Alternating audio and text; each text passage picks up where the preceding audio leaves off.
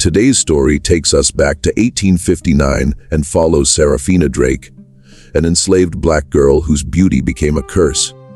The attention Seraphina drew was more than the mistress could stand, and what she did next went far beyond cruelty. For 10 long years, she kept the girl chained and hidden away. This story is intense and difficult, so pause for a moment, breathe, and listen closely. Before we start, please subscribe to the channel and drop a comment letting us know which city and country you're listening from. Your participation helps ensure these stories stay remembered, not buried. Let's begin. In the spring of 1859, behind the Whitmore Plantation in Warren County, Mississippi, a baby girl was born in a small cabin. Her eyes were the color of amber, and even by the dim light of a candle, her skin seemed to glow. Her mother, Ruth, a field slave, looked at her newborn and felt something she had rarely experienced in her 32 years of bondage. It was fear, not the usual fear of the overseer's whip or the master's temper, but something else entirely. Ruth understood, with the instinct that only a mother possesses, that her daughter's extraordinary beauty would become either her salvation or her destruction. She named the child Seraphina, after the highest order of angels, a word she had heard the plantation mistress read from a book of religious poetry years earlier. Ruth could not read or write, but she never forgot that word. Seraphina, the burning ones, the angels closest to God. That first night, she whispered the name into her daughter's ear, praying that heaven might protect what she knew she could not. The Whitmore Plantation stretched across 800 acres of the richest cotton land in the Mississippi Delta. On a gentle rise overlooking the fields stood the main house, a 2-story Greek Revival mansion with white columns and wide verandas that seemed to mock the suffering that had made its grandeur possible. In 1859, the plantation held 147 enslaved people and produced nearly 500 bales of cotton each year, making the Whitmore family one of the wealthiest in the region. The master of the house was Colonel James Whitmore, a 63-year-old man known for running what he called a tight operation. He rarely visited the slave quarters himself, leaving daily management to his overseers and his wife. James spent most of his time in Vicksburg, attending to business and political meetings. He had served 2 terms in the Mississippi State Legislature and considered himself a gentleman of the highest order.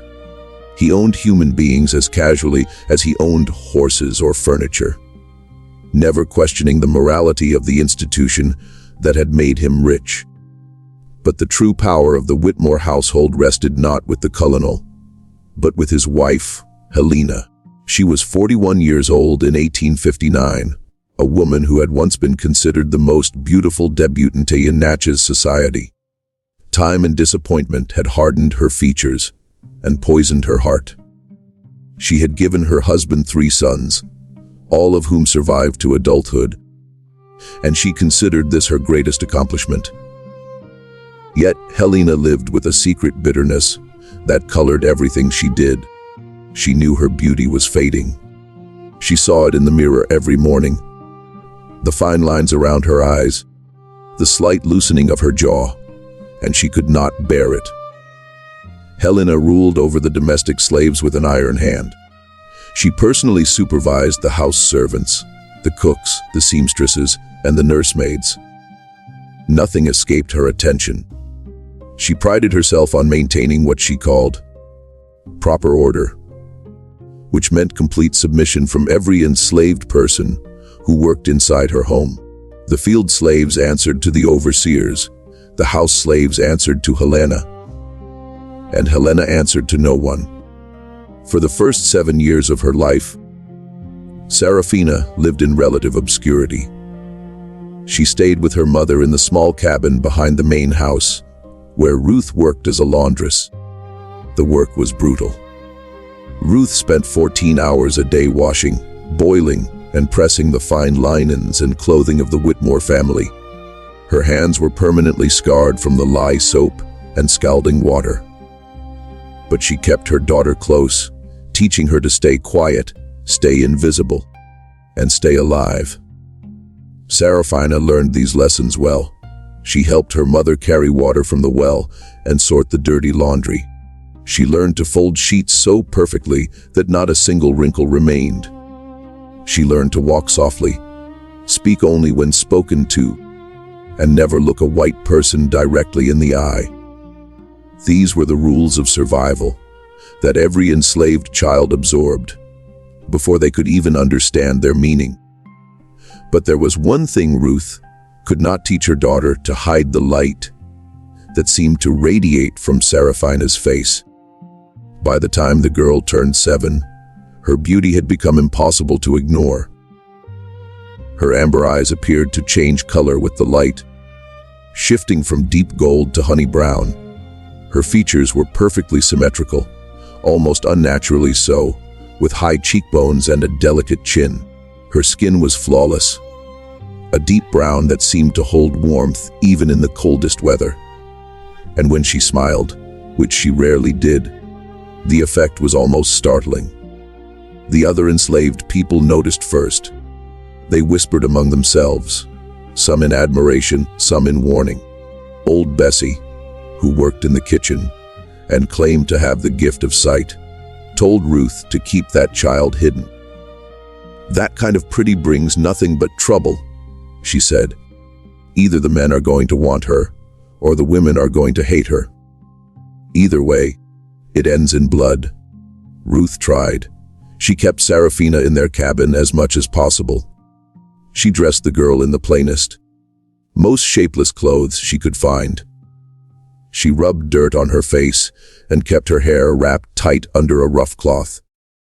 But beauty like Seraphina's could not be concealed any more than the sun could be hidden behind a handkerchief. It shone through everything. The day that changed everything came in September of 1859. The summer heat had finally broken, and Helena Whitmore decided to walk through the domestic work areas for one of her inspections. She did this periodically, appearing without warning to criticize the enslaved people's work and remind them of their place.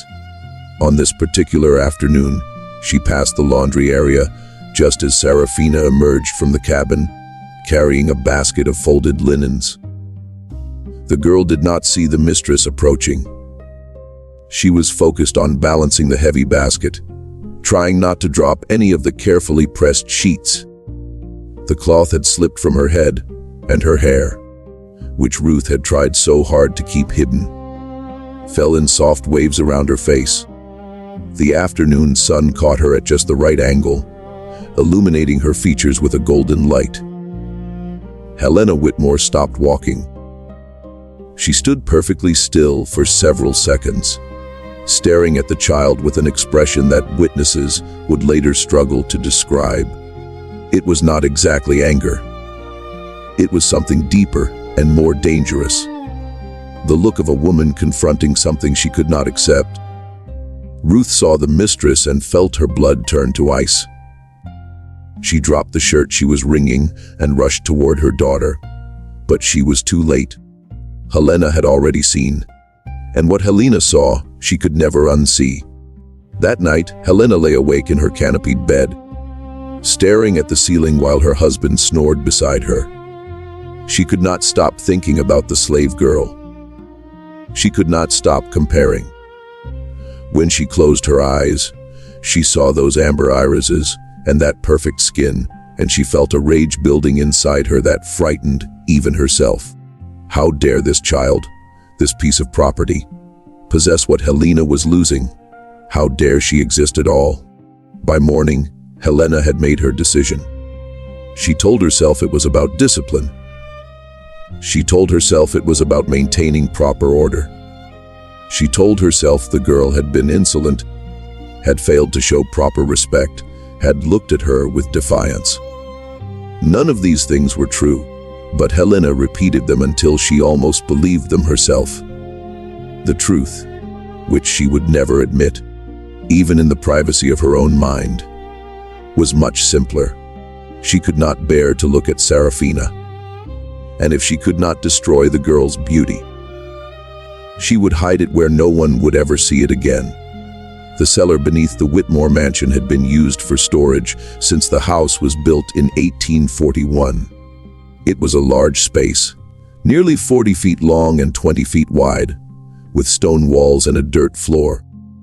One section had been converted into a wine cellar, where the colonel kept his collection of imported French wines. But the back portion remained unused, a dark, damp space that even the house servants rarely entered. This was where Helena decided to put the girl. She gave the orders to the overseer, a man named Thomas Crenshaw, who carried them out without question. He was paid well not to ask questions. That evening, after the colonel had retired to his study with a glass of brandy, 2 domestic slaves came to Ruth's cabin under Crenshaw's supervision. They took Seraphina while Ruth screamed and begged. They dragged her across the yard and into the main house through the back entrance. They carried her down the wooden stairs into the cellar, and they chained her to an iron ring that had been bolted into the stone wall. Ruth tried to follow. She fought against the hands that held her back, scratching and biting like a wild animal. Crenshaw struck her across the face with the back of his hand, knocking her to the ground. "If you say one word about this," he told her, "I will sell you to the traders, and you will never see this place again. You will never know what happened to your girl. You understand me?" Ruth understood. She understood that she was powerless. She understood that her daughter had just been swallowed by the earth. And she understood that there was nothing she could do about it. The first night in the cellar, Seraphina did not understand what was happening. She cried for her mother until her voice gave out. She pulled at the chain around her ankle until the iron cut into her skin and blood ran down her foot. She called out for help, but her voice could not penetrate the thick stone walls and the heavy wooden door at the top of the stairs. No one came. No one would come. The cellar was almost completely dark. A tiny window, no bigger than a man's hand, sat high on the wall near the ceiling. It let in a thin sliver of daylight during the afternoon hours, just enough to distinguish day from night. But for most of the time, Seraphina existed in total blackness. She could not see her own hands in front of her face. She could not see the walls that imprisoned her.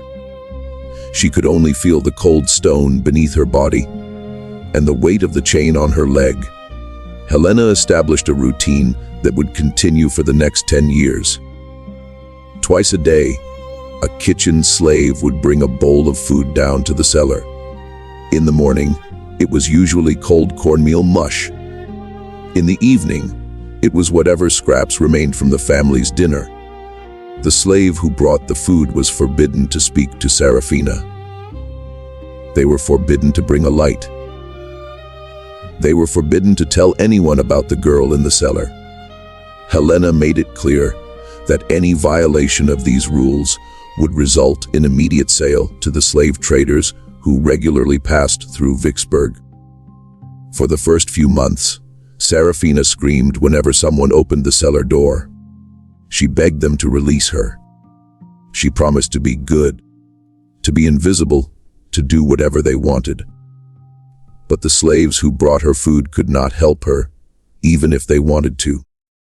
They were as trapped as she was, imprisoned by a system that gave them no power and no choices. They left the food, they left, and Seraphina remained alone in the darkness. Time became meaningless in the cellar. Without the regular rhythm of day and night, without work to structure her hours, Seraphina lost track of how long she had been imprisoned. Days blended into weeks. Weeks dissolved into months. She slept when she was tired. She ate when food appeared. She cried until she had no tears left. And then, slowly, something inside her began to change. The human mind is remarkably adaptable. Faced with conditions that should have driven her to madness, Seraphina's consciousness found ways to survive. She began to create structure out of nothingness. She counted her breaths in sets of 100. She recited every word she could remember her mother saying, replaying conversations over and over in her memory until they became as real as any physical object. She traced patterns on the stone floor with her fingers, memorizing their shapes in the darkness. She invented games, stories, entire worlds that existed only in her imagination. But the most important adaptation Seraphina made was learning to listen. The cellar sat directly beneath the main floor of the Whitmore mansion. The stone walls muffled most sounds, but the wooden floorboards above her head allowed certain noises to penetrate. When she pressed her ear to the wall in just the right spot, she could hear voices from the rooms above. At first, the sounds were just meaningless vibrations. But over time, as her other senses sharpened in compensation for the darkness, she began to distinguish words, then sentences, then entire conversations. She heard everything that happened in the Whitmore household. She heard the colonel arguing with his business partners about debts and declining cotton prices. She heard Helena berating the house slaves for imagined failures. She heard the three Whitmore sons discussing their plans and their secrets when they thought no one was listening. She heard visitors arrive and depart. She heard whispered confessions and shouted accusations. The house above her held no secrets that she did not eventually discover, and she remembered everything. By her second year in the cellar, Seraphina had developed a mental catalog of the Whitmore family's most closely guarded information. She knew that the colonel had borrowed heavily from a bank in New Orleans to cover gambling debts he hid from his wife. She knew that the eldest son, William, had fathered a child with a free black woman in Vicksburg and was paying her to keep quiet. She knew that the middle son, Robert, had stolen silver from the family collection and sold it to fund his drinking habit. She knew that the youngest son, Thomas Jr., was terrified of his mother and often cried himself to sleep at night. She also knew things about Helena. She knew that the mistress had once pushed a house slave down the stairs, causing the woman to lose her unborn baby, and had convinced everyone it was an accident. She knew that Helena doctored the household accounts, skimming money into a private fund she kept hidden from her husband. She knew that Helena had forged a letter to destroy her own sister's engagement 20 years earlier. A secret she had never told anyone. This knowledge became Seraphina's most precious possession. In the darkness, where she had nothing else, she had power. Not the power to escape, not yet, but the power of knowing, the power of waiting, the power of understanding her enemies better than they understood themselves. The years passed with agonizing slowness. Seraphina grew from a child into a young woman entirely within the confines of that cellar. Her body adapted to the limited space as best it could. The chain around her ankle left a permanent scar, a ring of thickened skin that would mark her for the rest of her life. Her muscles weakened from lack of movement. Her skin, once a healthy brown, grew ashen from never seeing sunlight. Her eyes, those remarkable amber eyes, developed the ability to see in almost total darkness, like a creature that had evolved for a life underground. But her mind grew stronger. Without external stimulation, she turned inward, developing a memory so precise that she could recall conversations she had overheard years earlier word for word. She taught herself to think in organized patterns, to analyze information, to make connections between disparate pieces of knowledge. She played mental chess against herself, developing strategies and counter-strategies that grew increasingly complex over time. She had no way of knowing it, but she was training herself to become something the Whitmore family could never have imagined. She was becoming dangerous. Her mother, Ruth, tried to reach her. For the first 3 years of Seraphina's imprisonment, Ruth managed to bribe one of the kitchen slaves to pass messages through the food deliveries. These messages were simple, just a few whispered words that the slave would repeat before leaving the cellar. "Your mama loves you. Stay strong. I'm still here." These fragments of connection were the only thing that kept Seraphina from losing hope entirely. But in the winter of 1862, the messages stopped. Seraphina waited for weeks, then months, listening for any word from her mother. Finally, she heard the truth from a conversation between Helena and the housekeeper. Ruth had died. Pneumonia, they said. She had worked through a fever, too afraid of punishment to rest, and her lungs had filled with fluid. She was buried in the slave cemetery behind the cotton fields in an unmarked grave. Seraphina did not cry when she learned her mother was dead. She had exhausted her tears years earlier. Instead, she felt something new crystallizing inside her, cold and hard and patient, like a diamond forming under impossible pressure. It was hatred, not the hot, explosive anger that burns itself out quickly. This was something else entirely. This was the kind of hatred that could wait, that could plan, that could endure anything for as long as it took to achieve its purpose.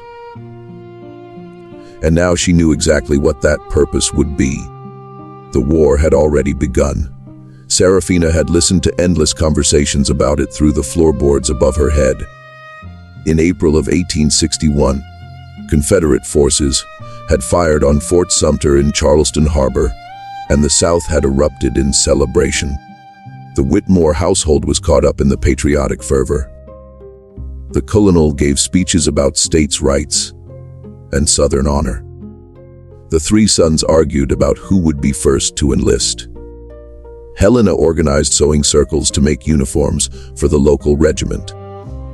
None of them understood what was coming.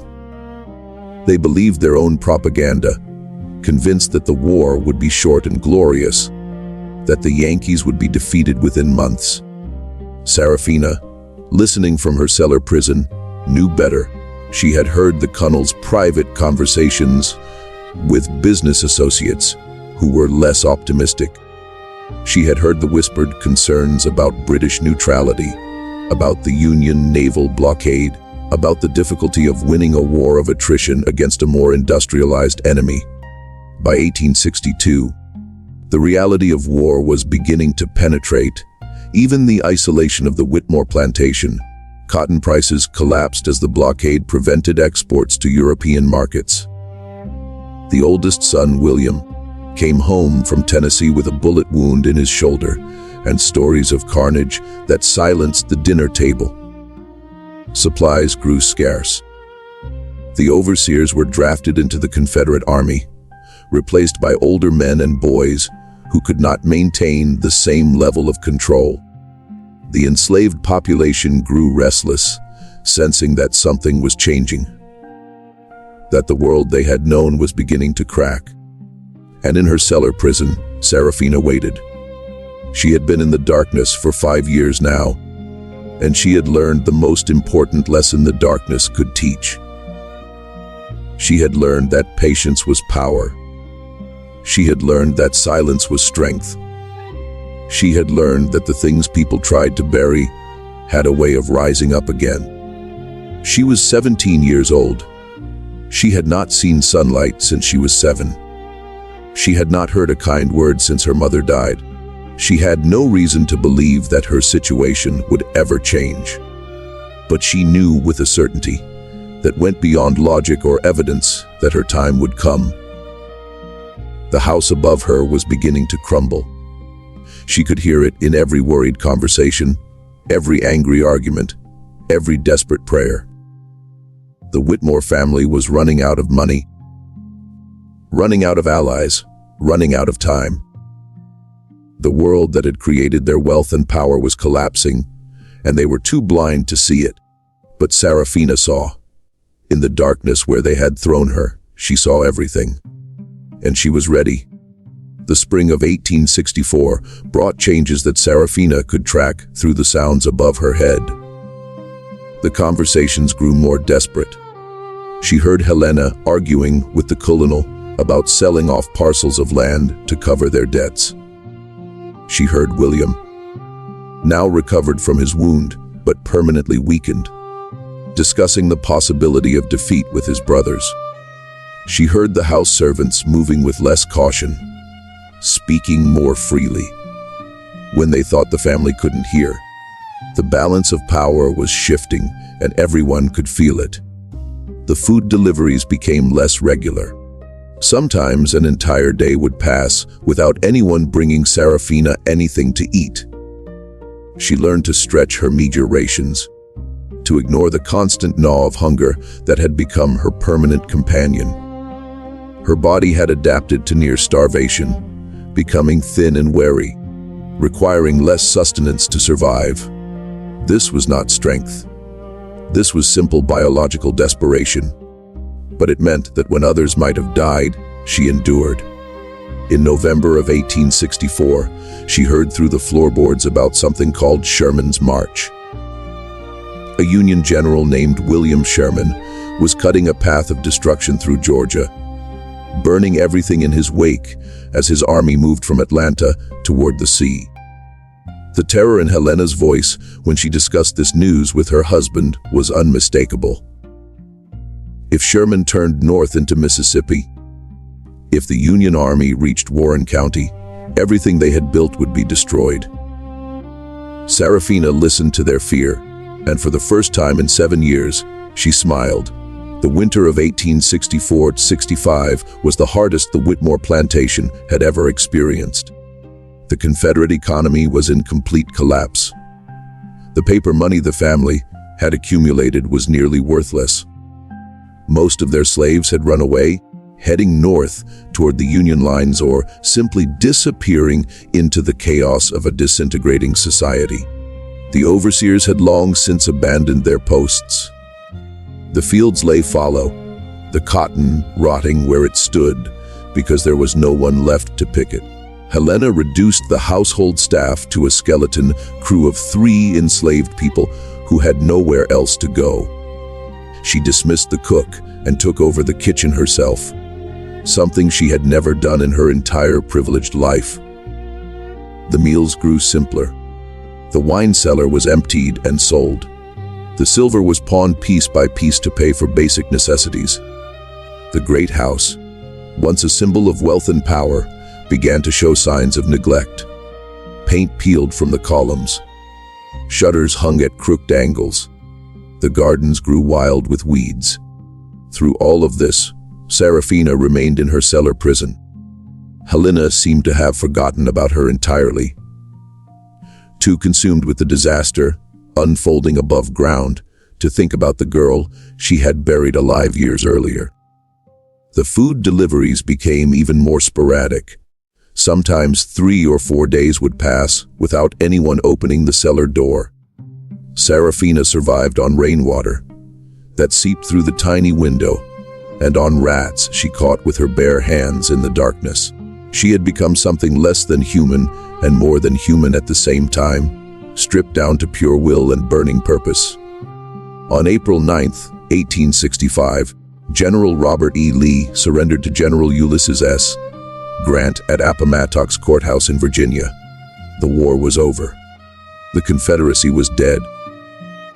And somewhere in the darkness beneath the Whitmore mansion, a young woman who had been imprisoned for nearly 6 years heard the news through the floorboards and knew that her moment was finally approaching. The weeks following the Confederate surrender brought chaos to Warren County, Mississippi.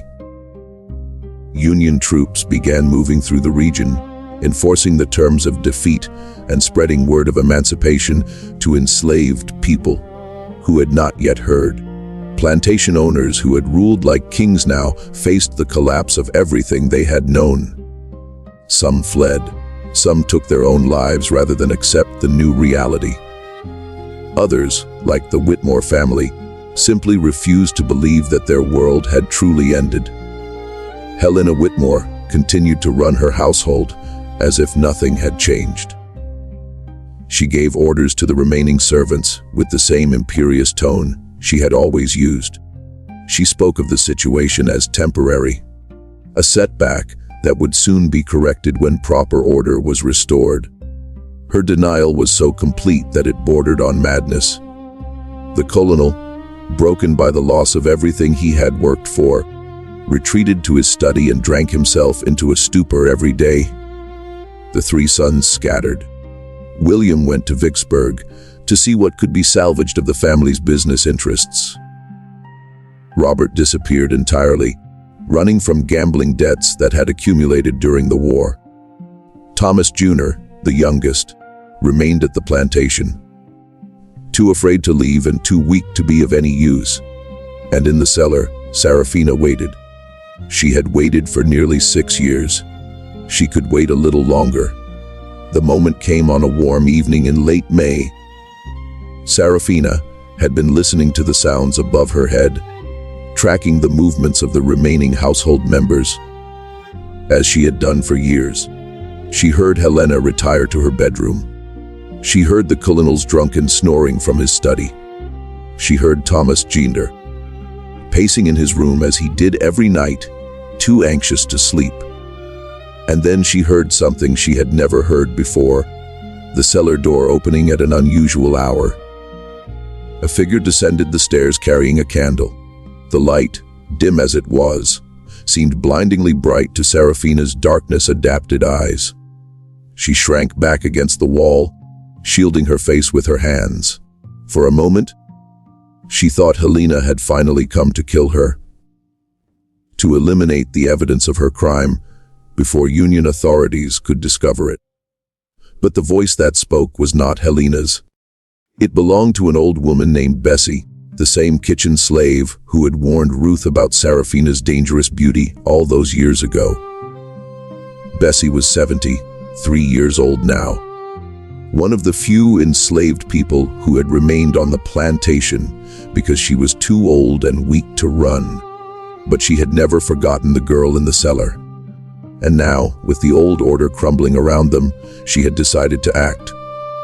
"Girl," Bessie whispered, her voice cracking with age and emotion. "The war is over. You are free. Do you understand me? You are free." Seraphina lowered her hands slowly, squinting against the candlelight. She had not seen another human face in nearly 6 years. She had almost forgotten what people looked like. Bessie's weathered features, illuminated by the flickering flame, seemed like something from a dream. Bessie had brought tools, a hammer, a chisel. She had stolen them from the tool shed days earlier, hiding them under her mattress until the right moment. Now she knelt beside Seraphina and began working on the iron ring that had held the chain in place for so long. The metal was rusted, weakened by years of moisture seeping through the cellar walls. It took nearly an hour of patient work, but finally the ring broke free from the stone. Seraphina stood for the first time in years. Her legs could barely support her weight. Her muscles had atrophied from disuse, leaving her as weak as a newborn. She leaned against the wall, breathing heavily, feeling the strange sensation of standing upright after so long spent crouching and lying on the cold floor. Bessie helped her up the stairs, one agonizing step at a time. The cellar door opened onto a hallway at the back of the house near the kitchen. The hallway was dark, but compared to the absolute blackness of the cellar, it seemed flooded with light. Seraphina blinked, tears streaming from her eyes as they struggled to adjust. "You need to go," Bessie said. "You need to get away from this place before they find you gone. There are Union soldiers in Vicksburg. They will help you." But Seraphina did not move toward the door. Instead, she turned and looked back into the house, toward the main rooms where the Whitmore family slept. Her face, gaunt and pale from years of darkness, showed no expression. But her amber eyes, still remarkable despite everything she had endured, burned with a light that made old Bessie take a step backward. "No," Seraphina said. Her voice was rusty from disuse, barely more than a whisper, but the word was clear. "I am not leaving. Not yet," Bessie tried to argue. She told Seraphina that staying was dangerous, that Helena would kill her if she found out she had escaped, that the only sensible thing to do was run and never look back. But Seraphina had not survived 6 years in that cellar by being sensible. She had survived by becoming something else entirely. Something that did not run from its enemies, something that hunted them. She told Bessie to go back to her cabin and pretend nothing had happened. She told her to act normal in the morning, to go about her duties as usual. "Whatever happens," Seraphina said, "you did not see me. You do not know anything. Do you understand?" Bessie understood. She had lived her entire life under the rule of people who destroyed whatever they could not control. She recognized that same quality in Seraphina's eyes. Whatever the girl had become during those years in the darkness, she was not a victim anymore. She was something far more dangerous. That night, while the Whitmore family slept, Seraphina explored the house she had only known through sounds and vibrations. She moved silently through the hallways, her bare feet making no noise on the wooden floors. The layout was exactly as she had mapped it in her mind, based on years of listening to footsteps and voices above her head. She knew which floorboards creaked. She knew which doors squeaked on their hinges. She knew where everyone slept and at what hours they typically woke. She found Helena's private office on the 2nd floor, a small room where the mistress kept her personal papers and correspondence. The door was locked, but the lock was old and poorly maintained. Seraphina worked at it with a hairpin she had found on a dresser, using skills she had never been taught but had somehow intuited during her years of isolation. The lock clicked open within minutes. The office was exactly as she had imagined it. A small writing desk near the window, a cabinet against the wall, stacks of papers and ledgers organized with Helena's characteristic precision. Seraphina moved through the room methodically, examining each document by the thin light of the moon coming through the window. Her eyes, still more comfortable in darkness than in light, had no difficulty making out the words. She found everything she was looking for and more. She found the doctored household accounts that proved Helena had been stealing from her husband for years. She found letters that documented the cover-up of the slave woman's death on the stairs. She found correspondence with lawyers in New Orleans that revealed the full extent of the Whitmore family's debts, far worse than even the colonel knew. And she found something she had not expected, a letter from a doctor in Natchez dated 1858 confirming that Helena was barren and that the 3 sons she claimed to have borne were actually purchased from a slave trader who dealt in light-skinned children who could pass for white. This last discovery was staggering. The Whitmore sons were not Whitmores at all. They were the children of enslaved women, bought as infants and raised as white aristocrats. Helena had maintained this deception for over 30 years, terrified that the truth would destroy her social standing and her marriage. It was the most closely guarded secret of her life, and now it belonged to Seraphina. She took the most important documents and hid them in a location outside the house that she had identified during her exploration. Then she returned to the cellar, closing the door behind her. When dawn came, she was back in her familiar darkness, the chain arranged around her ankle to look as if it was still attached. No one would know she had ever left. For the next 2 weeks, Seraphina continued her nocturnal explorations. She grew stronger each day, forcing herself to exercise in the darkness, rebuilding muscles that had wasted away during her imprisonment. She ate better now, taking food from the kitchen during her nighttime wanderings. The color began to return to her skin. Her movements became more fluid, more controlled. She was preparing herself for what was to come. During the days, she listened. She learned that William had returned from Vicksburg with terrible news. The family's remaining assets had been seized by Union authorities. The bank in New Orleans was demanding immediate repayment of the colonel's gambling debts, threatening legal action if the money was not produced. Creditors were circling like vultures, sensing the weakness of a family that had once seemed invincible. Helena's response to this crisis was to double down on her denial. She insisted that they could rebuild, that the old ways would return, that they simply needed to hold on until proper order was restored. But her voice had taken on a desperate, brittle quality that Seraphina recognized. The mistress was losing control. The carefully constructed world she had built was falling apart around her, and she had no idea that the final blow was about to come from beneath her own feet. Seraphina chose her moment carefully. On a Sunday morning in mid-June, while the family was at breakfast, she emerged from the cellar for the last time. She had washed herself in the kitchen basin and dressed in clothes taken from a storage trunk. Old and slightly too large, but clean. She had brushed her hair and pinned it up in a simple style. For the first time in nearly 6 years, she looked almost human. She walked into the dining room without making a sound. The family was seated around the long mahogany table, picking at a meager breakfast of cornbread and weak coffee. Helena sat at one end, the colonel at the other. Thomas Ginger sat between them, his eyes fixed on his plate. None of them noticed her at first. Then Helena looked up and screamed. The sound that came from the mistress's throat was barely human.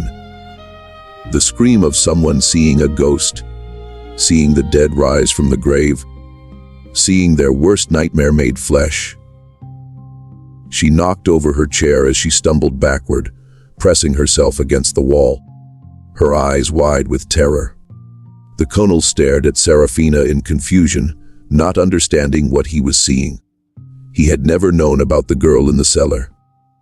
Helena had kept that secret from him as carefully as she had kept all her others. To him, this was simply a strange young black woman who had somehow entered his home. His first instinct was to call for help, to summon someone to remove this intruder. But there was no one left to call. "Good morning," Seraphina said. Her voice was calm and clear, stronger now than it had been when she first emerged from the darkness. "I believe we have some matters to discuss." Helena found her voice. "Get out," she hissed. "Get out of my house. I will have you whipped. I will have you killed. I will." "You will do nothing," Seraphina interrupted. Her tone was almost gentle, but there was steel beneath the softness. "You will sit down and listen, because I have things to tell your husband that he needs to hear." The colonel looked between Seraphina and his wife, seeing the terror on Helena's face and not understanding its source. "What is the meaning of this?" he demanded. "Helena, who is this woman?" "That," Seraphina said, "is an excellent question. Why don't you tell him, Mrs. Whitmore? Tell him where I have been for the past 6 years. Tell him what you did to a 7-year-old child because you could not bear to look at her face." And she told him. She told him everything. She told him about the cellar, about the chain, about the years of darkness and isolation. She told him about the near starvation, the rats, the complete absence of human contact. She described it all in simple, precise language, without emotion, as if she were giving testimony in a court of law. The colonel listened in growing horror. Whatever his faults, whatever his complicity in the system of slavery, he had never sanctioned anything like this. He had believed himself to be a gentleman, a man of honor, The idea that his wife had imprisoned a child in their cellar for years, had tortured her with isolation and neglect, was almost more than he could comprehend. Helena tried to deny it. She called Seraphina a liar, a runaway, a thief who had broken into their home. But her denials were weak, contradicted by the obvious terror she had shown when Seraphina first appeared. And when Seraphina produced a handful of documents from inside her dress, Helena's face went white. "These are from your private office," Seraphina said. "The household accounts you have been doctoring for years. The letters about the woman who fell down the stairs. And this one is particularly interesting." She held up the letter from the doctor in Natchez. Helena lunged toward her, trying to snatch the paper from her hand, but Seraphina was faster. She stepped aside easily, and Helena crashed into the dining table, sending dishes crashing to the floor. "Your sons," Seraphina said, addressing the Colonel directly. "They are not your sons, they are not your wife's sons. They were purchased from a slave trader in 1829, 1831, and 1834. Light-skinned children who could pass for white. Your wife has been lying to you for over 30 years. The Colonel stared at the letter in Seraphina's hand. His face had gone gray. He looked at Helena, who was sobbing now, collapsed against the table, her carefully constructed world finally crumbling around her. Thomas Jr. sat frozen in his chair, unable to process what he was hearing. Everything he had believed about himself, about his family, about his place in the world, all of it was being destroyed in the space of a few minutes. He was not a Whitmore. He was not white. He was the son of a slave, purchased like property, raised in a lie. The destruction of the Whitmore family happened quickly after that morning. The Colonel, confronted with the enormity of his wife's deception, suffered a stroke within hours. He survived, but he was paralyzed on his left side and could no longer speak clearly.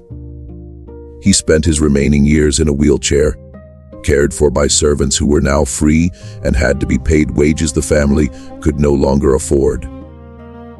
Helena was arrested 2 days later.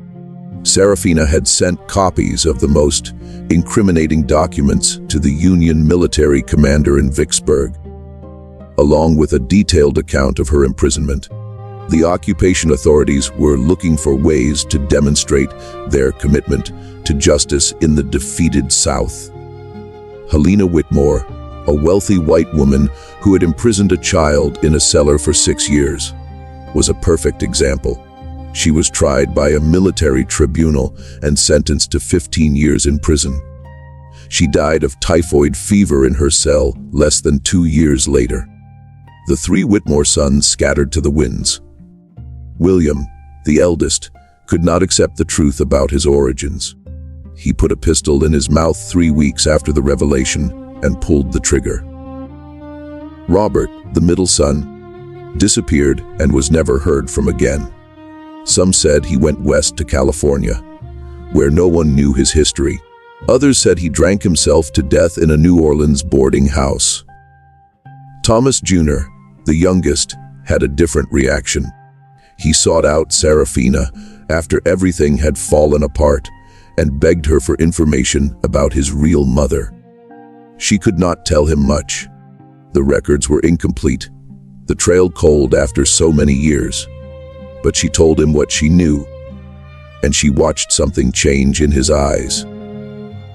He eventually moved north to Philadelphia, where he lived as a black man for the rest of his life, working as a teacher in a school for freedmen's children.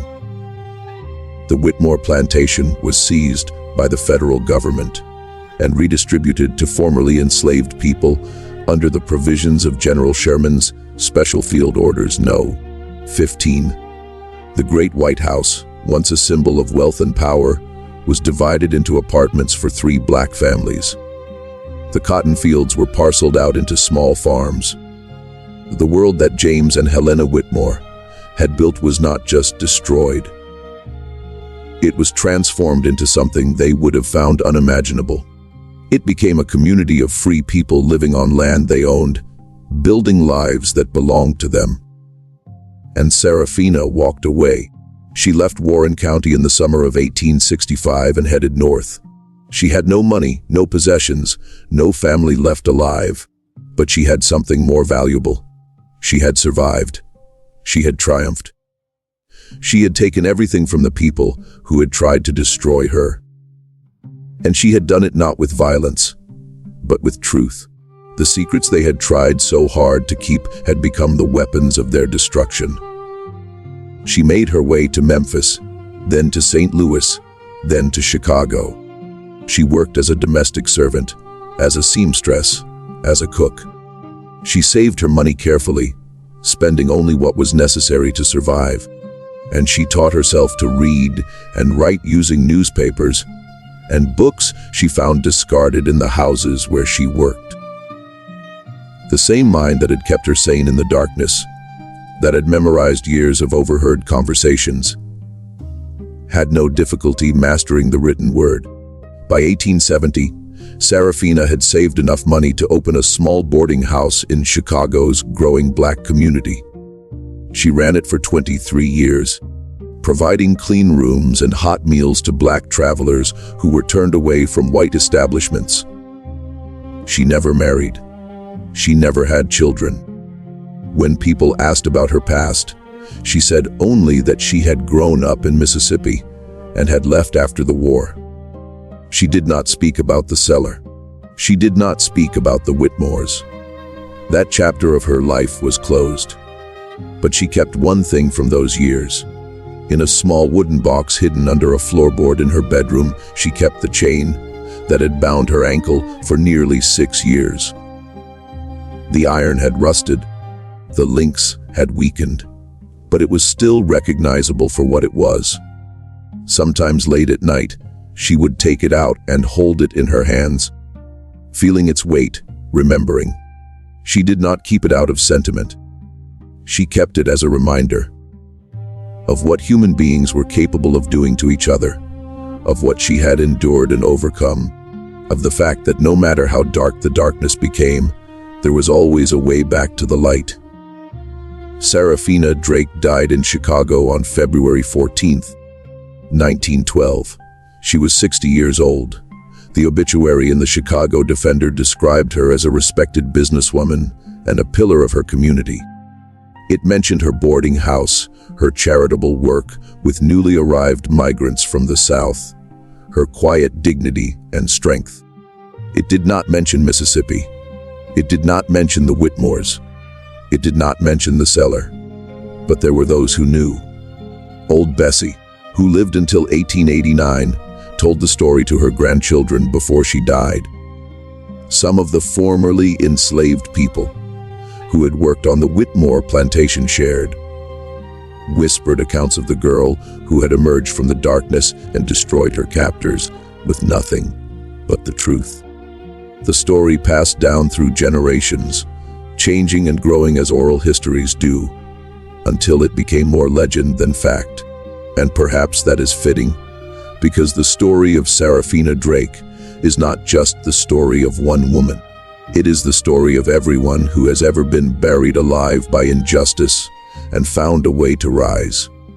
It is the story of the secrets that oppressors try to hide, and the truth that always finds a way to surface.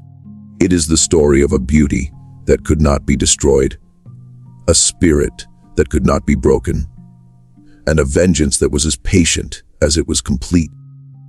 Helena Whitmore tried to bury Seraphina in darkness because she could not bear to look at her.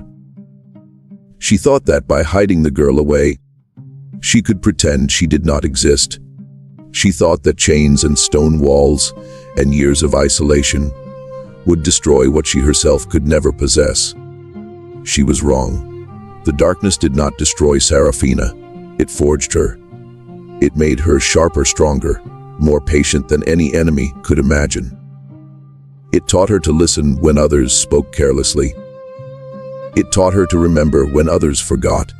It taught her that the cruelty of the powerful is always built on secrets, and that secrets are the most fragile foundations of all. In the end, Helena Whitmore was undone not by force, but by truth. Not by violence, but by patience.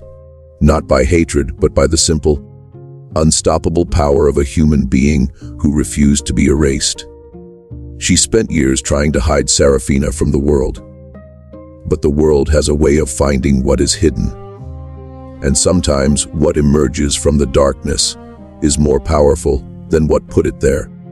This is the story of Saraphina Drake, the prisoner of beauty, the girl in the cellar. The woman who waited 10 years in darkness and emerged to bring light to those who had wronged her. Her story was buried for over a century, lost in the vast ocean of suffering that was American slavery.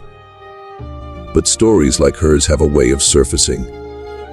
They rise through the cracks in history. They demand to be heard, because the truth cannot be chained forever.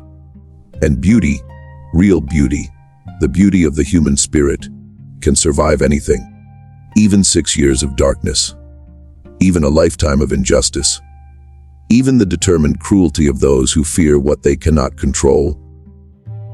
Saraphina Drake knew this. She learned it in the cellar beneath the Whitmore mansion, in the endless darkness where she should have been destroyed.